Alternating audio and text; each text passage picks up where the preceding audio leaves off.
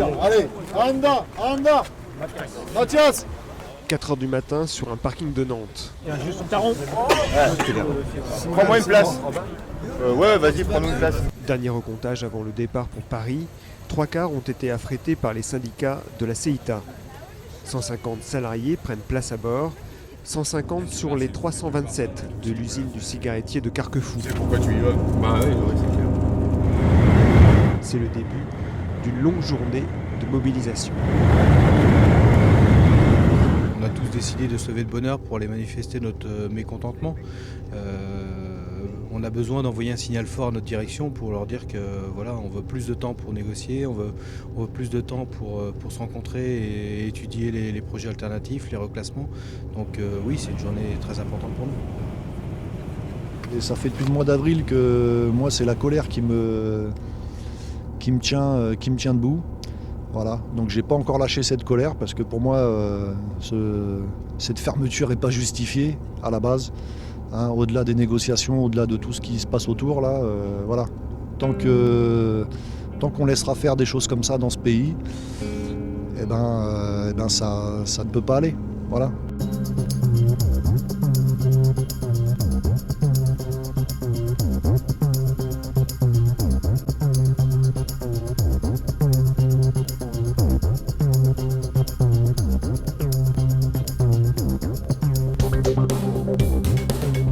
Après 6 heures de voyage, l'arrivée dans la capitale se fait sous escorte policière.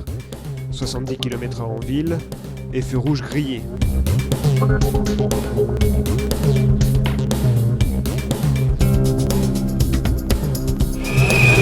Gare Saint-Lazare, les Nantais sont rejoints par une cinquantaine de salariés des autres sites de la CEITA en France. Le cortège se met en marche, direction l'Assemblée nationale. Un défilé dans un Paris de cartes postales, peu médiatisé, mais mitraillé par les touristes. L'exotisme à la française, sans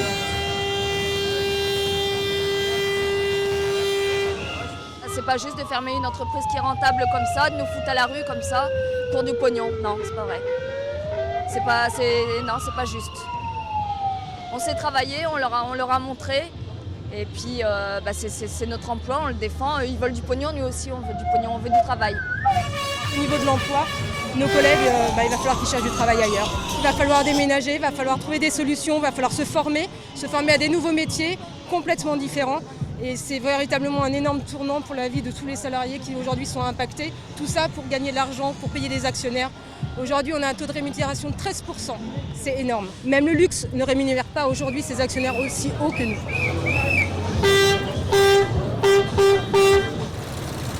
14h, les gendarmes mobiles et les barrières. Les CEITA ne verront que l'arrière du Palais Bourbon. 1 heure auparavant, une délégation a bien été reçue par un directeur de cabinet au siège du PS, mais ils espéraient surtout rencontrer des députés. Vous avez raison de prendre contact avec ce gouvernement, de le secouer un peu. On a un Premier ministre qui vient de changer, qui allait dire au MEDEF qu'il aimait l'entreprise. Eh bien nous, l'entreprise, non seulement on l'aime, mais on y vit, on y travaille. Et on l'aime tellement qu'il faudrait qu'on commence à penser à arrêter de les fermer, ces entreprises. Malgré la présence à leur côté d'un élu régional communiste des Pays de la Loire, c'est le sentiment d'impuissance qui domine. Ils ont peur qu'on les massacre ou quoi? On a les mains dans les poches, on est gentils. C'est clair. Putain, c'est pas possible ça. Il n'y en a aucun là-dedans qui va venir nous rencontrer, puisque nous on peut pas, on nous met les barrières. C'est pas possible ça. C'est infernal d'être obligé de se battre comme ça pour juste vivre quoi, par rapport au fric qu'il faut. On vous sent désabusé, monsieur. Mais comment on peut être autrement? Comment on peut être autrement?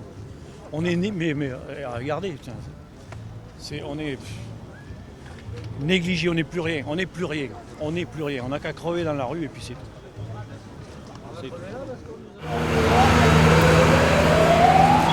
Direction à présent le siège de la CEITA dans le 14e arrondissement. Un déplacement très encadré. Le dispositif de maintien de l'ordre est impressionnant. Les esprits commencent à s'échauffer. Nous aussi on est fatigués, ça fait 4 mois qu'on y va, 4 mois qu'on lutte pour nos emplois. On en a marre, on en a marre d'être gentils parce qu'on est pris pour des cons.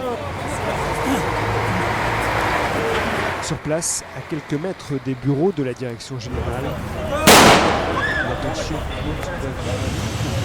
Vous avez vu, regardez. Voilà comment ils nous respectent. Des CRS, on est des numéros et de la thune, c'est tout. Le reste, ils en ont rien à branler. Les CEITA tentent alors un sit-in sur le boulevard. Ils sont rapidement évacués.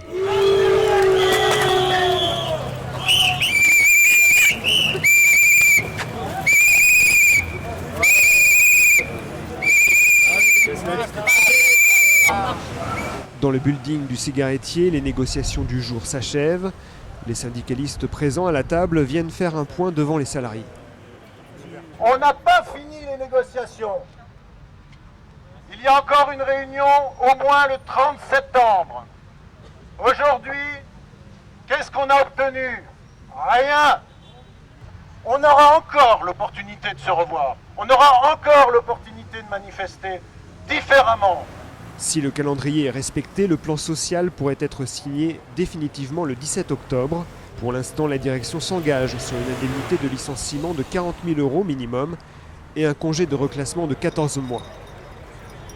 19h, les salariés de la CEITA Carquefou remontent dans les cars. Ils quittent Paris fatigués. Conclusion d'un périple amer.